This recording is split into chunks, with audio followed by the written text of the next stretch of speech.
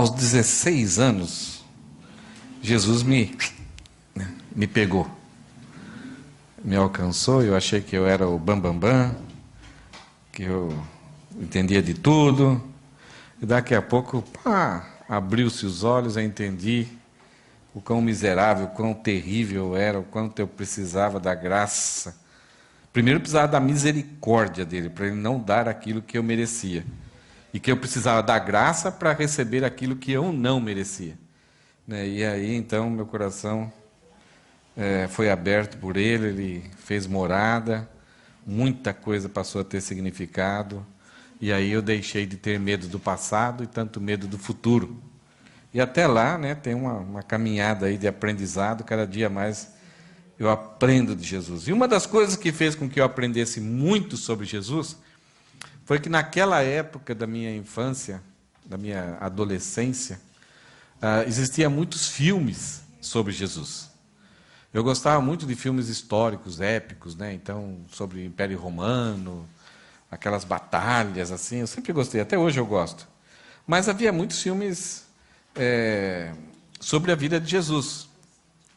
E todos nós temos uma certa preguiça, Muita gente prefere assistir algo visual e para a gente aprender sobre algum fato do que a gente ir para os livros, para a leitura, E o filme muitas vezes ele condensa, ele é resumido, ele é visual, ele já faz um trabalho de imaginação que a gente não precisa fazer. Então, entre um livro e o filme, eu sempre vou preferir, no meu caso, eu prefiro um filme. Tem amigos meus que eles não preferem assistir o filme, eles preferem os livros, porque eles acham que sempre os livros narram melhor. Então, a pessoa que vai fazer um filme, ela vai passar o entendimento dela, ela vai jogar algumas coisas fora, ela vai achar, isso aqui não dá para filmar, isso aqui as pessoas não vão ter interesse. E é isso realmente que eu acabei descobrindo. Eu acabei, por causa dos filmes, tendo uma cronologia, uma ideia, uma noção sobre quem era Jesus. Então, Jesus é assim, ele fez isso, fez aquilo, ele chamou os discípulos aqui. E eu montei uma cronologia e alguns fatos como se fosse aquilo verdadeiro. E, de repente, eu fui nas Escrituras, já comecei a achar, puxa, o filme não falou isso. Será que a Bíblia está errada ou o filme estava errado? E depois de um tempo, quando você começa a estudar, não somente aquele fato não estava, mas a interpretação que aquele filme deu para alguns fatos não era bem isso que as Escrituras estavam dizendo. Porque as Escrituras, Jesus, ele vive de acordo com aquilo que Deus já tinha revelado no Antigo Testamento. E muitas vezes os autores de filmes, eles não conhecem as Escrituras. Isso é uma coisa muito importante nos nossos dias hoje, porque está se filmando muitas coisas a respeito da Bíblia. Por exemplo, aquele filme O Filho de Deus, tem muitas coisas complicadas sobre Noé, sobre Moisés, umas coisas assim até absurdas, parece que contrárias. E como as pessoas não vão checar na Bíblia, elas vão assumir aquilo como verdades.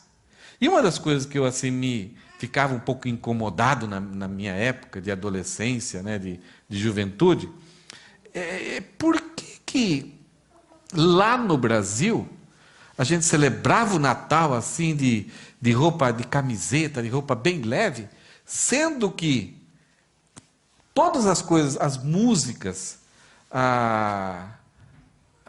essa ambientação da cenografia para representar o Natal, estava tudo ligado ao inverno.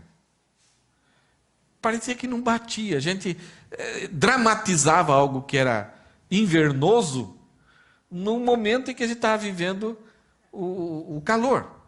Então aquilo eu achava estranho. Eu ainda não tinha noção que quando é calor no Brasil, é inverno em outro lugar. Para mim, calor tinha que estar em todo lugar. Depois eu comecei a entender isso. Opa, peraí. Então, quando é calor no Brasil, na Europa, nos Estados Unidos, o Polo Norte está vivendo outra temperatura. Então, é a questão contrária.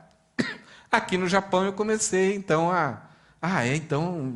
quando chega essa época do inverno, então é a mesma coisa que aconteceu na época de Jesus, lá no final do ano lá em Israel, naquela região, então estão se vivendo o inverno. Então, aqui eu me encaixei um pouquinho mais com essa ideia de que se o nascimento de Jesus aconteceu nessa época, então a gente está vivendo o mesmo clima. Mas algumas situações que aconteciam nessas dramatizações, nessas cantatas que se fazia sobre o Natal, a gente cantava muitos hinos, né? Muita música e muitos encenações. Então, eu vi uma vez, não sei se a Rosana se lembra, o pai dela frequentava uma Assembleia de Deus lá, e eu fiquei assim, não sei, acho que foi, não sei se foi Natal, mas entraram por meio da igreja assim uns rapazes altos, fortes, mas com as roupas de soldados. Eles fizeram um negócio assim, impressionante. Eu falei, oh! Então, tem algumas igrejas que fazem produções em alto nível, né? A coisa foi se tomando a proporção que uma igreja em São Paulo contratou artistas do Cirque du Soleil para fazer uma apresentação, um drama, porque a coisa começou, né, tomar uma proporção que tem que ser de alto nível. E pagaram para esses artistas representarem lá, então, um evento a respeito de Jesus. Mas, de todas essas cenas do Natal que foram criadas, eu acho que você já viu algumas. E aí eu tenho algumas perguntas, né? Rosana, coloca esse slide aí das cenas de Natal. Por exemplo, Maria chegou em Belém montada num jumento? Não é isso que a gente sempre vê? Só que em nenhum lugar da Bíblia fala isso. Será que a segunda pergunta, será que Maria chegou em Belém na noite que ela deu à luz? Nós sabemos por Lucas que José e Maria lá do norte de Nazaré, e eles tiveram que descer para Belém, porque eles eram desse povo, dessa região de Belém, de Judá. Porque quando Quirino era governador interino, ali da Palestina, ele mandou fazer um recenseamento, um censo. Então, todas as pessoas que moravam assim espalhadas, elas tinham que ir para o seu lugar de origem, da onde que eles eram, para, olha, esse é meu nome, minha profissão, eu faço isso, estou morando em tal lugar. Então, era um recenseamento, tanto para ver quantas pessoas tinham, mas também a questão política e econômica e a taxação de impostos. Então, José e Maria tiveram que descer para Belém para fazer esse recenseamento. Então, em nenhum lugar fala que Maria e José chegaram naquela noite que ela deu à luz. Pode ser que ela chegou alguns dias antes, mas para nós, as encenações, é que Maria e José chegaram e está passando do dia, e nasceu. José e Maria falaram com algum hoteleiro? A Bíblia não fala. A Bíblia fala que não havia lugar. A gente vai chegar lá. Jesus nasceu num estábulo. Ou tem um hino que fala que Jesus estava na Lapa. O que é Lapa? A gente canta sem saber o que é Lapa. Sim, em alguns lugares era construído uma coberta assim para os animais estar ali, tal, uma cocheira, alguma coisa assim. Mas em alguns lugares era aproveitado alguma rocha, que a rocha saía um pouco para fora, e tinha um lugar assim embaixo, que era, então, de repente chovia forte assim, com granizo, alguma coisa, você corria para debaixo dessa rocha. Sabe quando a rocha sai um pouquinho assim, fica ou como se fosse uma gruta, ou simplesmente uma viradinha assim. Então, isso daqui é a lapa. Por isso que a gente fala, tirou lapa do dedo. Já viu isso, essa expressão? Tirou um pedaço. Então, é esse pedaço da rocha que fica para fora e você entra embaixo. Então, nenhum lugar fala que Jesus nasceu num estábulo, ou debaixo da lâmpada, ou numa cocheira. Os anjos cantaram aos pastores fora de Belém? Talvez. Porque os anjos um anjo se encontrou com os pastores, junto com uma quantidade de anjos, e daí eles louvaram a Deus, dizendo, glória a Deus nas alturas. Esse louvor pode ser música, mas pode ser que não, né? Os anjos estavam presentes na hora do nascimento? A Bíblia não fala. Possivelmente estava, que nem a Rosana falou, né? Até Gabriel estava dando piruetas aqui em cima de Maria. Mas Maria não viu isso. 3 reis magos montados em camelos estavam presentes no nascimento de Jesus? Talvez até 2 anos depois. E quantos reis chegaram? Não sabemos. Poderia ser pelo menos 2, 3 ou muito mais. Porque quando eles chegaram, eles agitaram a cidade. A cidade toda ficou empolvorosa e a notícia chegou a Herodes. Herodes mandou, a Pilatos, né? Herodes, e mandou chamar eles para perguntar o que ele estava perguntando. Por causa dos 3 presentes que eles deram, então se inventou a ideia que eram 3. E aí tem até um quarto, o Belchior, que se perdeu no meio do caminho e está procurando. Quando ele chega, Jesus está sendo morto. Ele fica perdido, não sabe aonde foi, perdeu a estrela que estava guiando os magos ali. Eles vêm do Oriente, então, e não eram reis, eles eram como se fossem pessoas astrólogas, pessoas que ficavam consultando, achando que tinha algum sinal no céu. Então, de repente, surgiu uma estrela. Daniel tinha falado alguma coisa quando esteve lá no Oriente. Então, parece que eles estão sendo meio assim, arriscando seguir aquela ideia que Daniel tinha falado, de que surgiria, então, uma luz que guiaria o mundo, né? Quanto ao hoteleiro, e Jesus nasceu no estábulo, mas essa questão do hoteleiro, possivelmente, José e Maria estavam na casa de parentes. E ele não achou lugar na hospedaria, a palavra é sala de jantar, ou alojamento, ou quarto de visitas. Então, talvez por causa de muita gente, então eles não tiveram lugar ali nesse lugar, então eles não acharam lugar nisso daí, então eles foram colocados em algum lugar, talvez no quarto mais amplo da casa, mas não era talvez num estábulo e nem num curral. A manjedoura era usado naquela época para bebês. É algo de madeira feito para colocar capim, mas também era usado até com o bercinho. Então, Jesus pode ser que estava numa casa, num bercinho, foi arrumado ali, para que Jesus nascesse e foi colocado nesse lugar.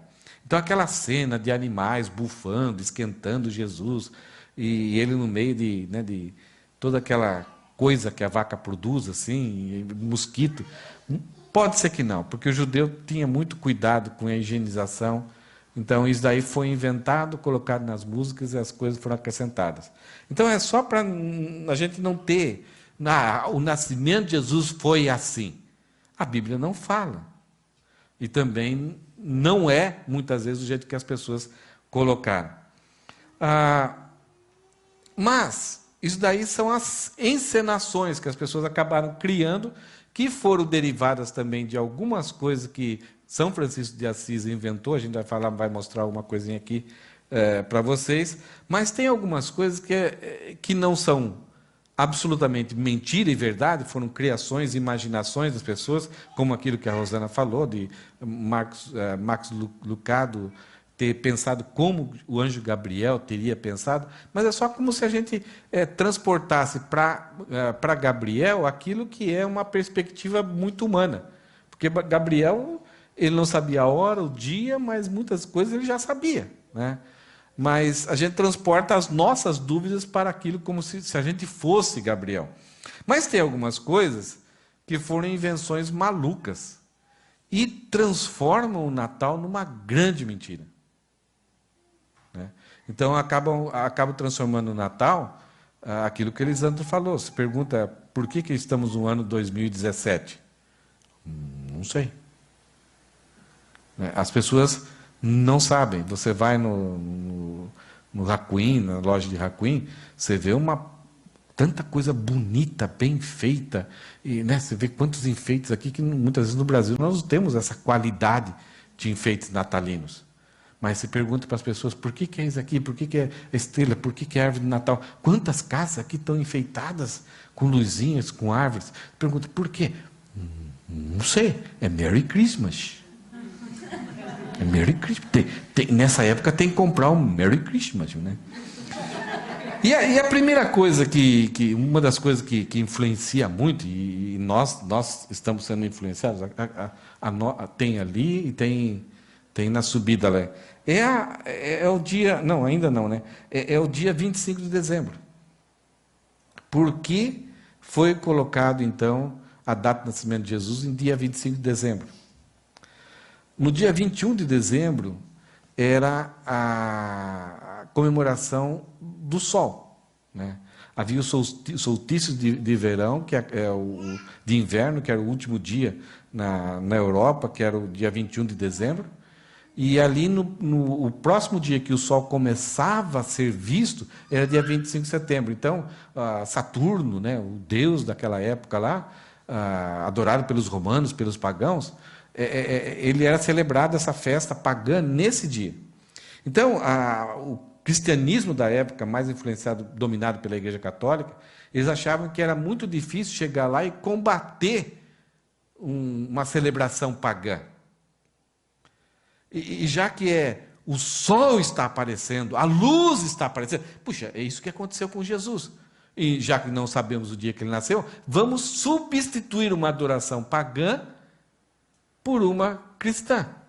Então, na cabeça de muitas pessoas, isso funciona, na questão da psicologia. Você não consegue tirar algo ruim da pessoa se você não colocar algo no lugar. Senão a pessoa vai deixar, mas daqui a pouco ela vai sentir saudade, vai se apegar e vai trazer de novo.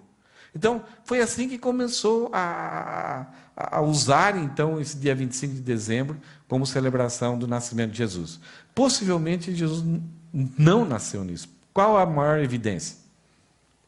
O maior questionamento para que Jesus não tenha nascido dia 25 de dezembro. Isso, para quem decidiu naquela época, eles sabiam disso, mas para eles não julgaram isso importante. Só que passou, então, para gerações e gerações, como o dia que Jesus nasceu. E vai falar para alguém que Jesus não nasceu nesse dia. E que ano que Jesus nasceu?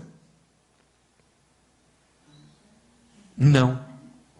Ele possivelmente nasceu no ano 5 ou 4, antes do ano 0. Então, nós não estamos no ano 2017 do nascimento de Jesus. Nós já estamos no ano 2021 ou 22 depois do nascimento de Jesus. Foi um erro que Roma queria zerar o calendário, e ele, então, calcular lá de acordo com a fundação de Roma e errar em 4 ou 5 anos. Então, se Jesus tem que voltar, quando a pessoa fala, Jesus vai voltar no ano 2000, porque depois de 2000 que ele nasceu, já estávamos em 2004, 2005.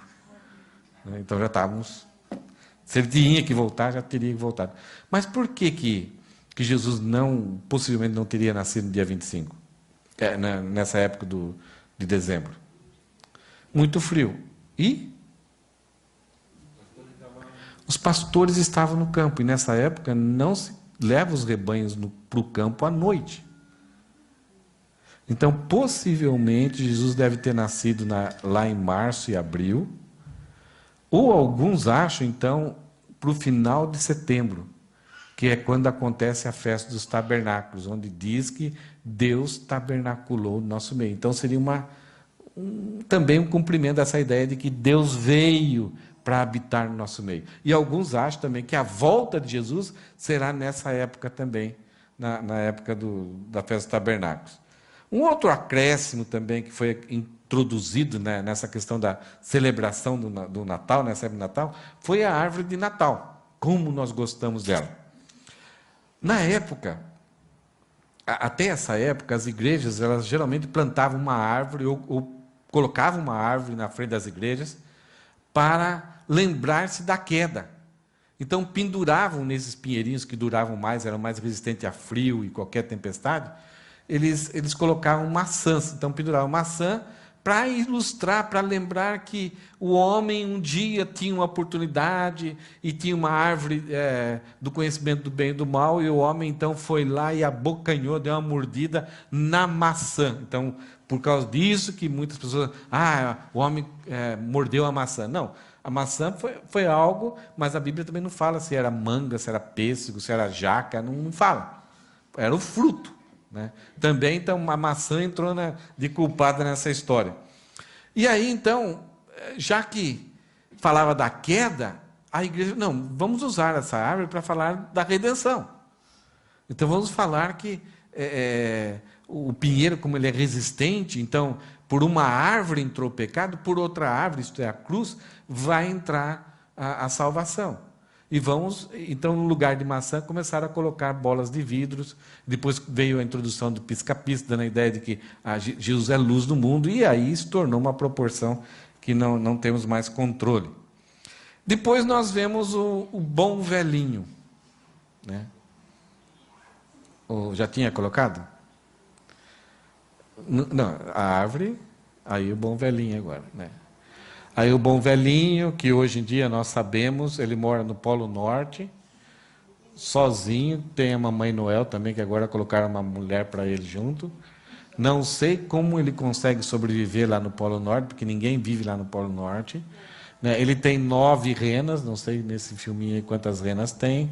Elas têm nome até, mas essa história aí surgiu de um homem, de um bispo romano, né, chamado São Nicolau, que ele deu presentes para 3 crianças secretamente, essas crianças eram filhas de um homem muito pobre.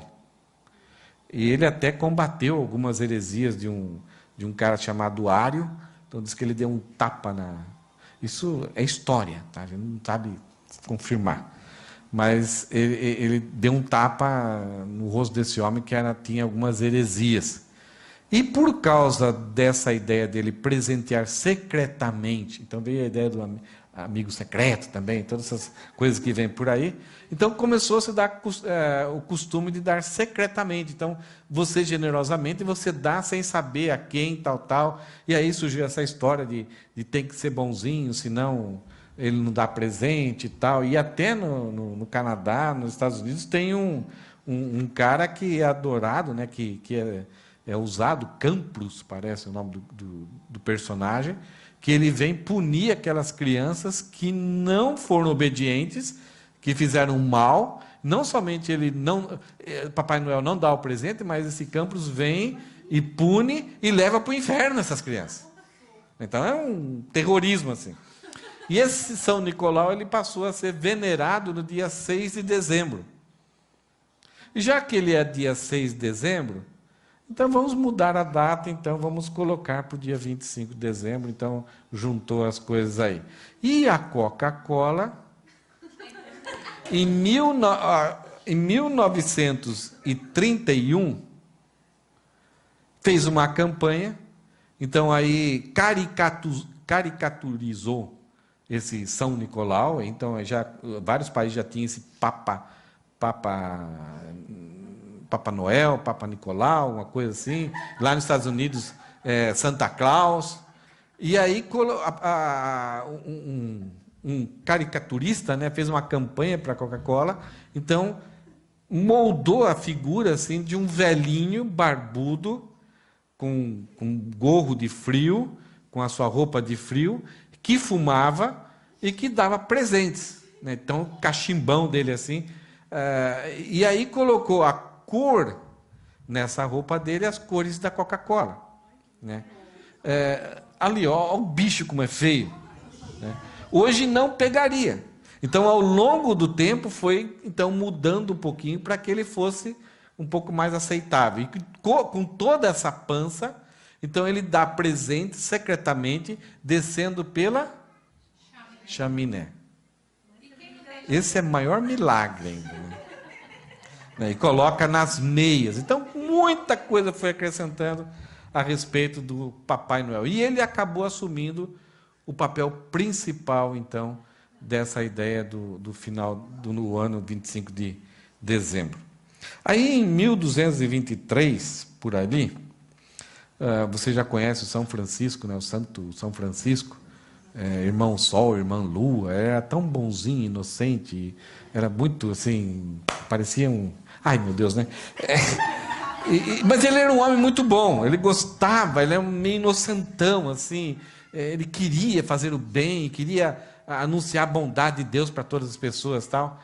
E ele, então, começou a explicar para cantoneses camponeses que não tinham nenhuma cultura, nenhum entendimento assim, essa dádiva de Deus, Deus ter dado o seu próprio filho para morrer em nosso lugar, tal. Então as pessoas, não estou entendendo, como assim, né? Não conseguia entender.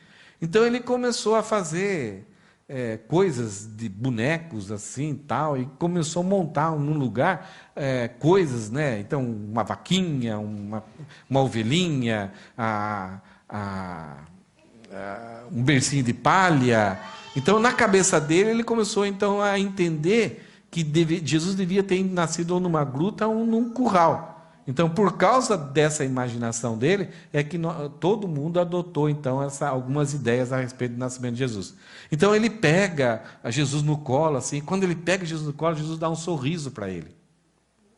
E Jesus, então, abençoa todas as pessoas. E depois, então, vira de novo uma imagem, uma estatuazinha, assim. Daí ele vai colocar Jesus no bercinho, Jesus dá um sorriso, aí todo mundo vai ver, Jesus está uma imagem de novo. Então, essa é uma lenda que as pessoas veneram e acreditam nisso. Então, por isso que veio então a fabricação e a construção dos chamados presépios, né? Então, aí temos o Papai Noel. E, para vocês não esquecerem, eu gostaria só um pouquinho hoje de refletir qual que é a essência do Natal. Vocês perceberam quantas coisas a gente até em cima da Bíblia, a gente imagina coisas que pode ser que não tenha acontecido, ou em cima do fato, quanta coisa foi inserida que já encobriu ou já jogou Jesus para lá. Não, Jesus, você não tem nada a ver com o Natal. Natal, nós construímos outra coisa. Agora é o comércio. Se Jesus aparecer no que foi construído no Natal, ele estraga tudo.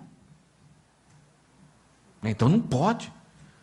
Então, se começarmos a falar que o Merry Christmas é por causa de Jesus, não, vai atrapalhar tudo. Justamente, porque atrapalha, porque não é isso. Então, uma das experiências que Paulo teve, na história de Paulo vai falar sobre o seu chamado. Ele está testemunhando para Festo, para Agripa, e ele agora vai falar sobre o testemunho do seu nascimento, do seu novo nascimento.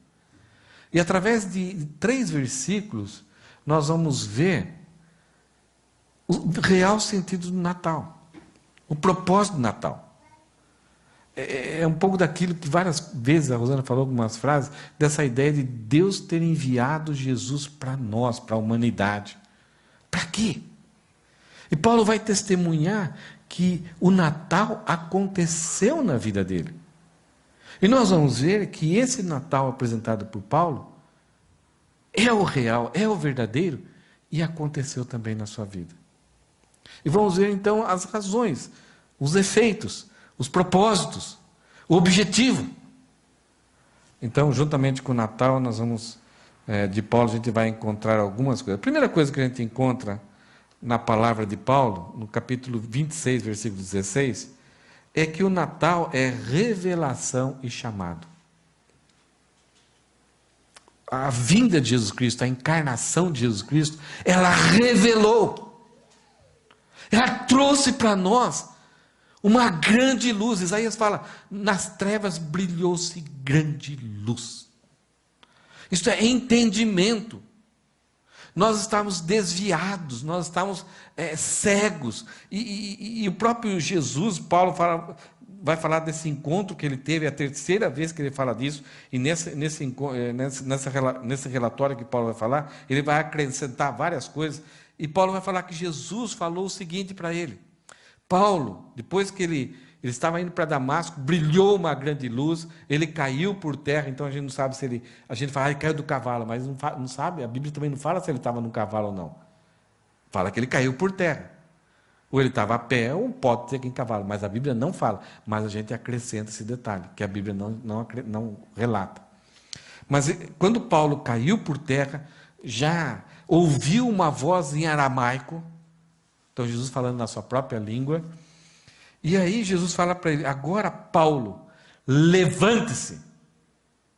Quando Paulo está relatando isso para Agripa e para Festo, Paulo está usando o mesmo termo que é usado para Isaías, Jeremias, Ezequiel.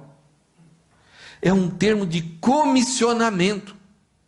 Não é simplesmente, olha, você está sentado aí no chão, está deitado aí, levanta, homem. Não é somente levantar, mas é a primeira voz que é usada que Deus usa para alguém, quando Deus começa a comissionar e a instituir uma função para essa pessoa. Então o Natal ele revela e traz um chamado. E quando nós recebemos esse chamado, nós estamos estudando o livro de Romanos, nós percebemos que o chamado, ele faz com que a gente deixe de viver uma vida superficial e uma vida sem propósito, e agora passamos a viver uma vida com propósito, com direção. Estamos debaixo de um comissionamento de alguém. Então o Natal revela isso para nós. O Natal visa nos tirar dessa vida sem propósito. De todo ano ter o Merry Christmas, todo ano eu como presente, todo ano eu como peru. Tadinho dos perus, né? Isso é vida sem propósito. É um ciclo que não leva a nada. Mas o Natal, ele muda a história. Mudou a história da humanidade, não somente no calendário. Mas ele mostrou que Deus interviu na história e deu uma oportunidade, mudou a história, mostrou a sua realidade, a sua santidade, e a sua graça, o seu amor, a sua bondade, e a sua severidade com o pecado, e vai intervir num determinado momento no futuro. E a humanidade vai prestar contas. Então, o Natal é para refletir, como a ceia, como o batismo, como quando nós louvamos, quando nós pregamos, que teremos que prestar contas no porvenir. Nós vamos encontrar com Deus. E o Natal, ele revela que Deus trouxe em Jesus a salvação, para que nesse momento de prestar contas, eu dê um abraço em Deus, não seja lançado no lago de fogo. E o próprio Jesus fala: Paulo, levante-se, pois eu apareci. O Natal mostra que Deus não somente criou o mundo, deu corda no mundo e foi embora, e se virem aí. Agora, olha, eu vou falar uma coisa para vocês vão ter Lula, se virem aí. Não, Deus está no controle da história e Ele interviu. Ele entrou na história, conviveu, experimentou o dia a dia juntamente com os discípulos. E Jesus fala para Paulo: eu apareci para nomeá-lo. Não somente para vocês comemorar o dia do dia que eu vim, mas eu apareci para fazer vocês terem um novo chamado, um novo propósito, não serem sufocados por uma vida superficial de comer, beber, porque amanhã vamos morrer. Não, vocês foram nomeados. Todos aqueles que receberam foram feitos filhos de Deus. Eu os nomeei meus filhos. E não somente meus filhos, mas de alguns de nós, Deus nos nomeia, nos capacita e nos chama para servi-lo, servir o Rei dos Reis, o Senhor dos Senhores. E Paulo foi incumbido de levar a preciosa mensagem que Jesus veio trazer. Nós somos incumbidos disso, nós somos nomeados embaixadores de Cristo. Nomeá-lo meu servo e meu mártir, minha testemunha. É alguém que vai ser meu servo e alguém que vai ser a minha testemunha, o meu mártir. Com a sua vida vai mostrar para o mundo que está em trevas que eu existo, que a minha graça pode salvar. Então nós recebemos um chamado, um propósito. Está certo que nós temos uma família, está certo que nós temos um trabalho, está certo que nós temos filhos, nós temos muitas responsabilidades, mas a maior incumbência que nós temos é ser servo e testemunha de Jesus. Nós recebemos o Espírito Santo não para sermos felizes. Recebemos o Espírito Santo não para sentirmos paz. Isso é efeito. Mas nós recebemos testemunhos, o Espírito Santo para sermos o quê? testemunhas. Permaneço em Jerusalém até que do alto receba o Espírito Santo e ser-me-eis minhas testemunhas. Isso é um propósito de vida dos mais brilhantes. Quem de nós não ficaria contente se a Coca-Cola, a IBM, a Apple, você não quer ser meu representante em tal país? Quem de nós não ficaria contente? E Deus está falando, eu nomeei vocês meus representantes na terra. É pouco ou quer mais? É brilhante. E por causa disso, desse chamado, nós temos uma missão. Veja o que Jesus fala para Paulo. Versículo 16, a parte B. Conte o que viu e o que eu lhe mostrarei no futuro. Conte o que você entendeu, que você é pecador, miserável, e que eu morri, que eu estou ressuscitado. Conte isso. Conte que eu sou Senhor. Conte que eu sou Deus. Conte que eu vou voltar. Conte tudo aquilo que você já viu, aquilo que você já entendeu, aquilo que você já aprendeu. E conte aquilo que eu ainda vou mostrar para você. Então, Paulo, no livro de Atos, ele conta muitas coisas. Que ele estava na prisão, quando os judeus e Cláudio Lisas que prendeu ele, e quem que apareceu de noite lá para conversar com ele? Jesus. No outro dia ele está contando isso. Ele contava para Lucas tudo aquilo que ia acontecendo, e Lucas vai registrando como Deus vai trabalhando na vida de Paulo. Então, nós somos chamados para contarmos aquilo que aprendemos através da Escritura, mas também para contarmos aquilo que Jesus está fazendo na minha vida todo dia. Não é para segurar isso, é para falar, é para anunciar. É falar que Ele tem cuidado, Ele é soberano. E veja só uma das coisas que Paulo fala aqui, uma das promessas que Jesus faz para Paulo. Versículo 17, eu o livrarei. Tem algumas coisas aqui que Deus permite que aconteça para nós. Que diante do mundo e até diante da igreja parece um grande fracasso. Porque até nós podemos olhar para alguma situação de alguns fracassos, alguns desastres que acontecem para as pessoas, que não é derivado de pecado. A gente fala, essa pessoa, não sei não, ela não está muito bem com Deus não, deve ter alguma coisa escondida aí. Doenças, finanças, perda de emprego, acidentes, que a pessoa está caminhando com Deus, e essas coisas acontecem. E aí, você fala, será que Deus existe? Ele prometeu me livrar? Mas tem algumas coisas que Deus promete para nós, que a gente tem que confiar, e a gente sabe assim que Ele vai cumprir. No caso aqui de Paulo, ele falou assim, Paulo, eu comissionei você para ir até Roma, e não importa o que aconteça, até vai parecer que eu te abandonei, 2 anos lá em Cesareia. Se fosse eu, Jesus é mentiroso.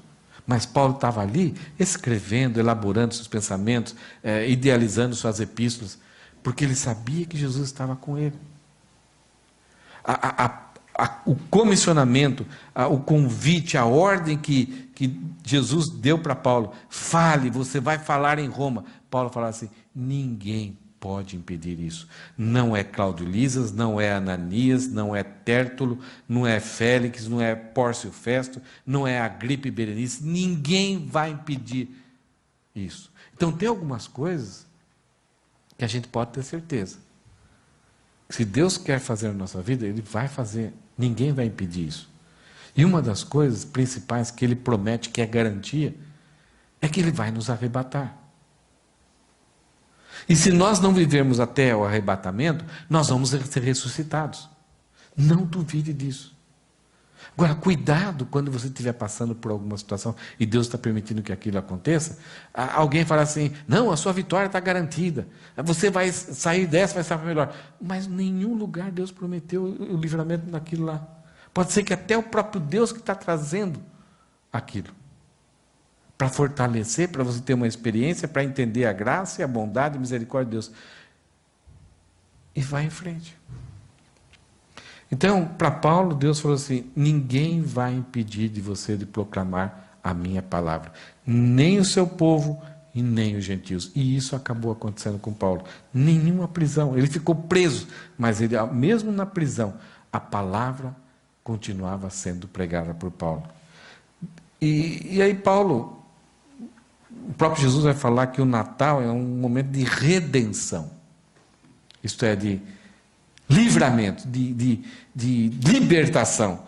E aí Jesus fala para Paulo: sim, eu o envio aos gentios.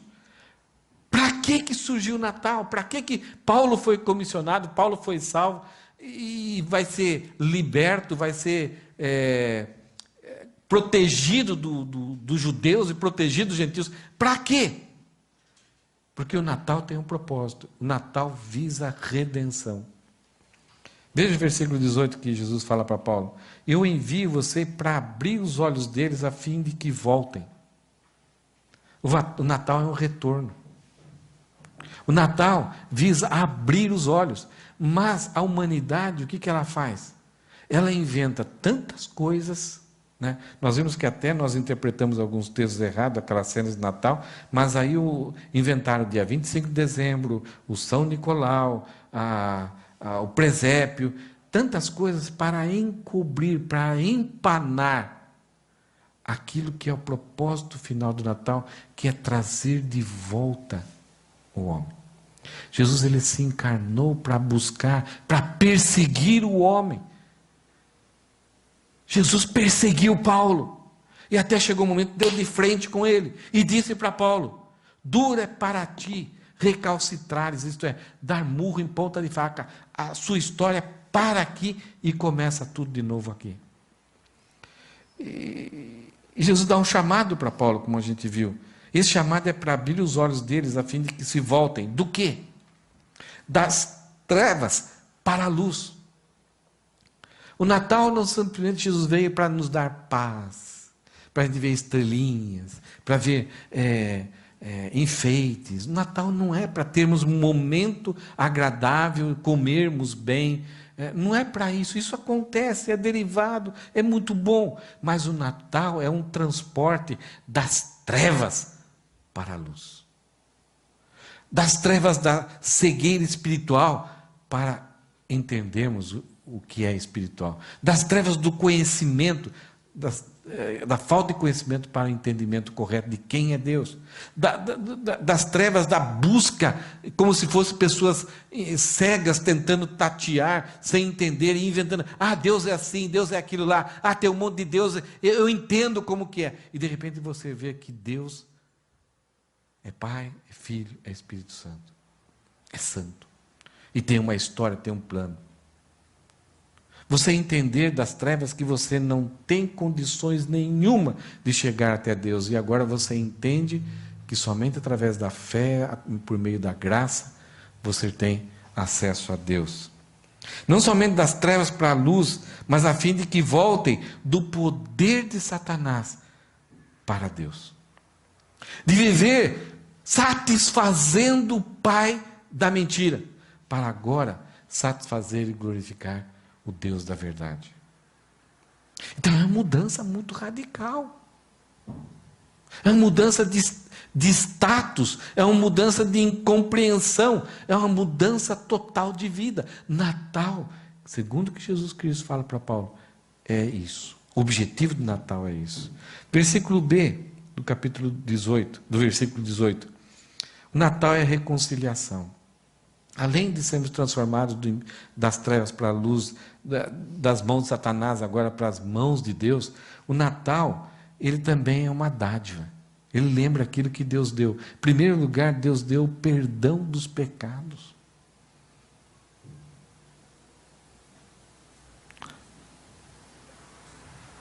Nós não precisamos fazer mais nada. Não precisamos sacrificar. Nada. É graça. É redenção. É reconciliação. Nós éramos inimigos de Deus, agora vamos ser amigos de Deus. Nós somos perdoados por Ele. Simplesmente por crermos que Jesus nasceu, morreu e ressuscitou. Não somente temos o perdão da nossa história passada, mas está prometida para nós um grande tesouro. Então receberão o perdão dos pecados e a herança. Nós seremos co-herdeiros com Cristo. E tem um versículo que fala que nem olhos viram, nem ouvidos ouviram, nem jamais penetrou em coração humano aquilo que Deus tem preparado para aqueles que o amam. Mas a gente fala, então tudo está preparado, eu não vou conseguir saber. Não, o homem não conseguiu elaborar nada a respeito do que Deus preparou. Mas o Espírito Santo está revelando e revelando nas Escrituras o que está preparado. O livro de Apocalipse está cheio disso que está preparado. Está tudo pronto. Uma eternidade com Deus. Reconciliados com Deus. Amados por Deus. Santos como Deus. Sem ser Deus. Está tudo preparado. E essa herança é entre o povo de Deus.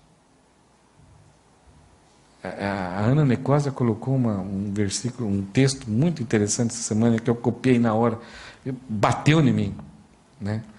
Como é impossível alguém dizer que ama a Deus, se não ama o povo de Deus, a quem Deus mais ama, a quem Deus morreu por esse povo. Então, a herança é obtida quando nós fazemos parte desse povo, estamos imbuídos, estamos juntos com esse povo, estamos lutando um pelo outro com esse povo. E esse povo, ele é separado. Esse povo se tornou povo pela fé em Jesus Cristo, não porque são especiais, não porque nasceram em tal dia, não porque fizeram boas obras, não. Eles foram separados, isto é, são santos, separados para Deus, exclusivamente pela fé em Cristo. Ninguém faz parte do povo de Deus se não for pela fé em Jesus Cristo. Essa submissão, esse arrependimento, isto é, eu não tinha nada para conquistar por Deus, eu aceito ser remido pelo sacrifício de Cristo. Então você se render à obra de Cristo. O que nós vimos hoje sobre o Natal de Paulo? O Natal verdadeiro, ele é um Natal que revela quem Deus é, a necessidade de Jesus Cristo ter encarnado e morrido em nosso lugar e ter ressuscitado. O Natal que Paulo narra ali para Festo e para Agripa, é um Natal que tem uma missão. Nós celebramos o Natal relembrando que Deus nos comissionou para falar que Jesus Cristo um dia veio para nos salvar. Natal lembra também que nós somos protegidos, ninguém mais pode tentar acusação contra nós. Nem morte, nem anjos, nem principados poderá nos separar do amor de Cristo. Se Deus trouxe Jesus Cristo aqui para Ele se encarnar, viver entre nós, sofrer o que sofrer, morrer, ressuscitar, e aí Deus não consegue nos proteger, tem alguma coisa errada. E o Natal é libertação. Né? Eu não estou mais debaixo do poder das trevas. Eu não estou mais debaixo do poder de Satanás. Eu agora estou nas mãos de Deus, seguro pelo bom pastor e pelo eterno Pai. O Natal é a reconciliação. Eu tenho total perdão dos pecados, não tenho mais medo do passado, também não tenho medo do futuro, e eu tenho uma herança segura, boa e perfeita me aguardando. Nós vamos daqui a pouco estar num restaurante, comendo, alegres, celebrando. Mas, gente, nada se compara ao Natal. Natal é simplesmente o início. Foi o start. Foi um momento em que Jesus Cristo entrou na história, viveu na nossa carne, e Ele vai chegar a um ponto de dizer assim: está consumado. O meu presente que eu tinha para dar para aquelas pessoas que vão crer em mim está completo.